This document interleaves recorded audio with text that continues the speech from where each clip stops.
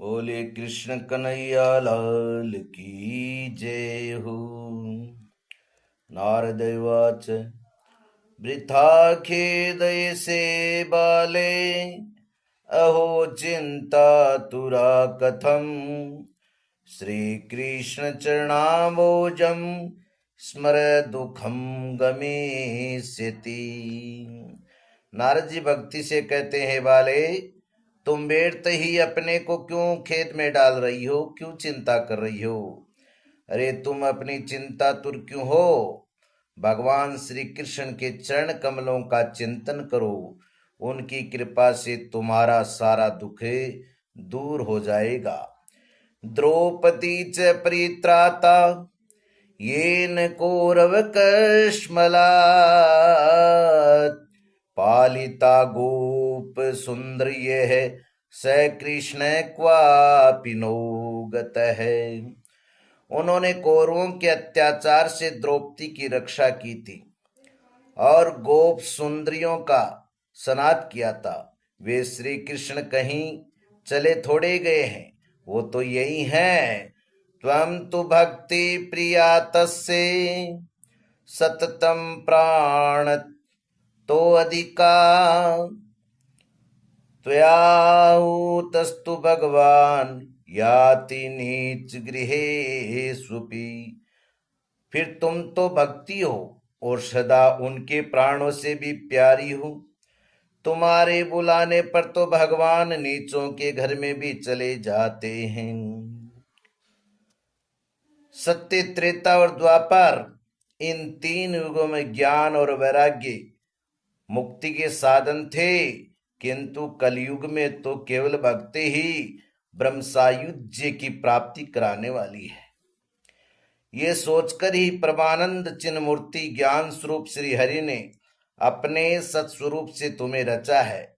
तुम साक्षात श्री कृष्ण की प्रिया और परम सुंदरी हो।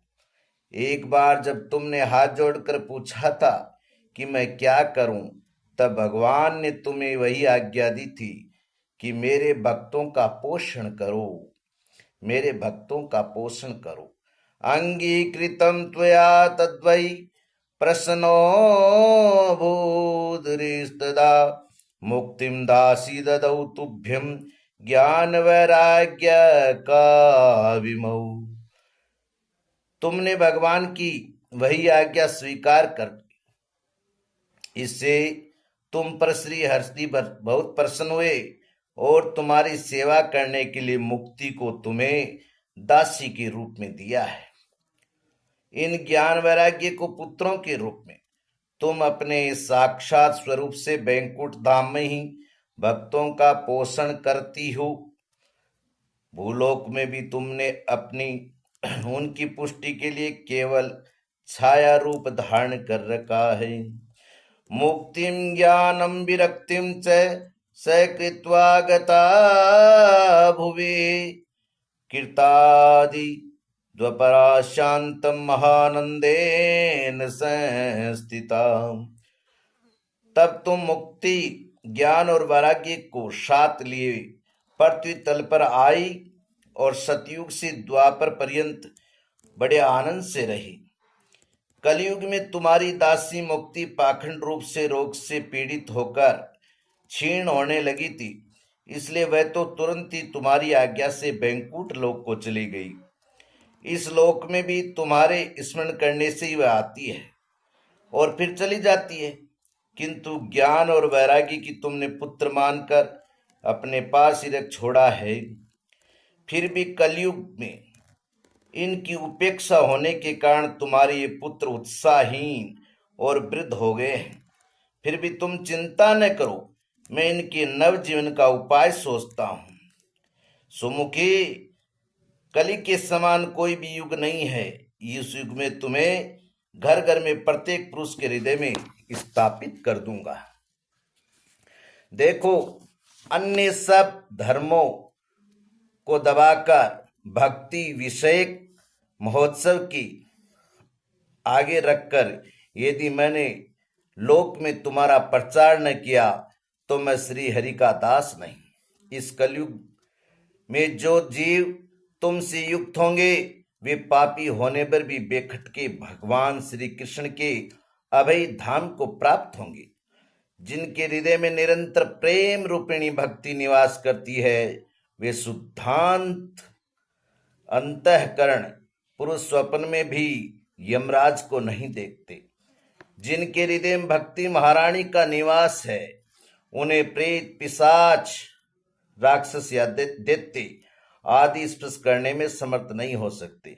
न प्रेतो न पिशाचो वा राक्षसो वा सुरोपि वा भक्ति युक्त मनस्कानाम स्पर्शनेन प्रभुर्भवे। भगवान तप, वेद अध्ययन, ज्ञान और कर्म आदि किसी भी साधन के वश में नहीं किए जा सकते। वे केवल भक्ति के ही वशीभूत होते हैं, जिसमें गोपीजन प्रमाण है।